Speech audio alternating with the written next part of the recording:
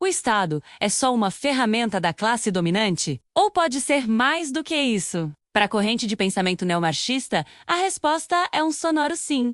Pode ser muito mais. Em vez de ver o Estado como um simples comitê da burguesia, os neomarxistas o enxergam como um campo de batalha, uma arena complexa onde diferentes forças sociais se enfrentam. É um espaço onde se condensam relações de poder, mas também onde se conquistam direitos e se abrem brechas para mudanças reais e profundas. Essa visão nos ajuda a escapar de dois extremos: o otimismo ingênuo, que vê o Estado como um salvador da pátria, e o pessimismo radical, que o rejeita por completo. A proposta é analisar o Estado na sua forma concreta, suas burocracias, leis, sua capacidade de arrecadar impostos e, claro, seus mecanismos de controle, como a polícia e o exército. Pense no estado de bem-estar social, com saúde e educação públicas. Por um lado, ele é incrível, diminui desigualdades, universaliza direitos e fortalece a cidadania. Por outro, ele também pode servir para acalmar os ânimos, amortecer conflitos e, no fim das contas, manter o sistema funcionando como está. O neomarxismo entende que o SUS ou a escola pública não foram presentes dados de cima para baixo, mas sim conquistas das lutas sociais, e a sua manutenção depende diretamente da nossa organização e da nossa força. Quando vemos cortes e políticas de austeridade desmontando esses serviços, fica clara essa dinâmica de avanços e recuos. Um ponto central nessa disputa é o dinheiro. De onde vem e para onde vai o dinheiro do Estado? A crítica neomarxista aponta para um sistema tributário injusto, que geralmente cobra mais de quem tem menos e oferece benefícios para os superecos e para o mercado financeiro. A agenda, então, é clara: criar um sistema de impostos progressivo, onde quem ganha mais, paga mais, combater a sonegação fiscal e regular os grandes fluxos de capital que atravessam o mundo sem controle. Ter soberania sobre a própria moeda e gerir a dívida pública de forma inteligente são ferramentas essenciais para que o Estado possa investir em empregos e serviços, em vez de só seguir a cartilha do mercado. Outro campo de batalha é a tecnologia e a indústria. Não existe progresso técnico neutro. A inovação pode servir para concentrar ainda mais riqueza ou para resolver problemas públicos. A ideia neomarxista é orientar o desenvolvimento tecnológico para o bem comum. Isso significa repensar a propriedade de patentes, regular as plataformas digitais para evitar monopólios e garantir que os lucros gerados pela tecnologia sejam mais bem distribuídos. A governança dos nossos dados, por exemplo, é um tema urgente para que o interesse coletivo prevaleça sobre os interesses comerciais de poucas empresas. E a democracia onde entra nisso? Para o neomarxismo, democracia e Estado são inseparáveis. As instituições não são só lugares para tomar decisões. Elas também nos ensinam o que é possível ou impossível de se pedir. Uma democracia de verdade, radical, precisa ser porosa, aberta às demandas que vêm das ruas. Mecanismos como orçamentos participativos, conselhos com participação popular e plebiscitos são formas de alterar a lógica do poder. É a sociedade participando ativamente das decisões que afetam sua vida. No mundo do trabalho, os desafios são gigantescos. A precarização, os trabalhadores de aplicativo, a terceirização. Tudo isso exige novas formas de organização sindical. A luta passa por garantir representação para esses novos trabalhadores, criar responsabilidade para as grandes empresas em toda a sua cadeia de produção e impedir que artifícios legais, como o MEI,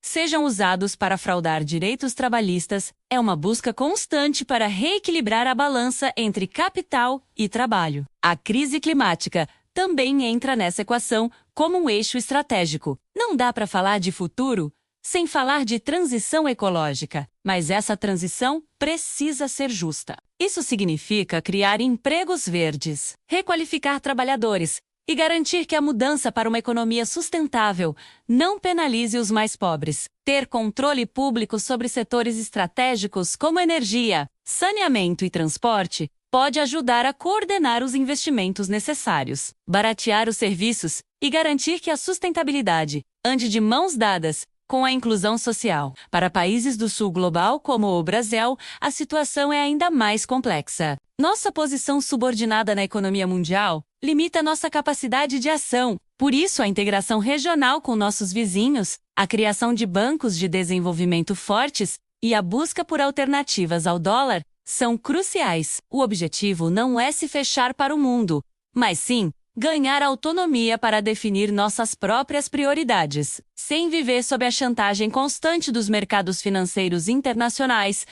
E como se vence essa disputa? A comunicação é fundamental. A opinião pública é moldada, cada vez mais, por plataformas digitais com seus próprios interesses. Precisamos de políticas que garantam a pluralidade de vozes, que apoiem o jornalismo independente e que nos ensinem a ler a mídia de forma crítica para não cairmos em manipulações e na polarização criada pelos algoritmos. A disputa de narrativas é parte central da luta política. Até mesmo o campo do direito é um terreno de disputa. A Constituição, por exemplo, é um documento vivo, aberto a interpretações. O sistema de justiça pode tanto reforçar projetos de transformação quanto bloqueá-los. A estratégia neomarxista insiste em disputar o sentido das leis, para ampliar os direitos sociais e econômicos e colocar limites na lógica financeira que domina nosso dia a dia. Até a crítica à corrupção ganha uma nova cara. Em vez de um discurso moralista vazio,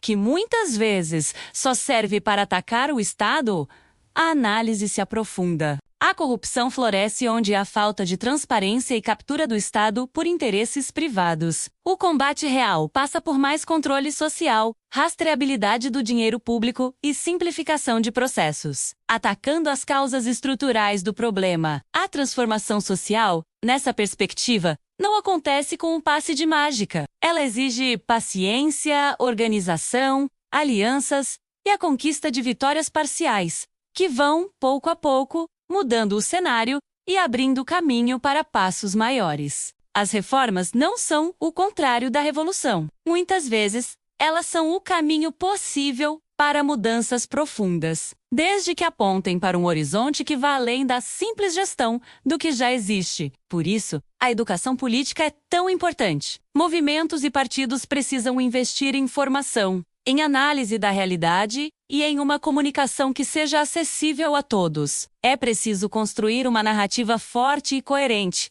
que dê credibilidade ao projeto de mudança. Em resumo, a estratégia neomarxista recoloca o Estado no centro do debate, mas não como um deus. Ele é uma peça importante e uma engrenagem maior, que inclui uma sociedade civil forte, economia solidária, cooperativismo e, principalmente, controle democrático sobre a economia e a tecnologia. O objetivo final é construir uma ordem social onde a dignidade humana e as necessidades das pessoas estejam acima da busca incessante por lucro. Um projeto que exige coragem para sonhar com um futuro diferente e pragmatismo para dar os passos concretos na direção dele.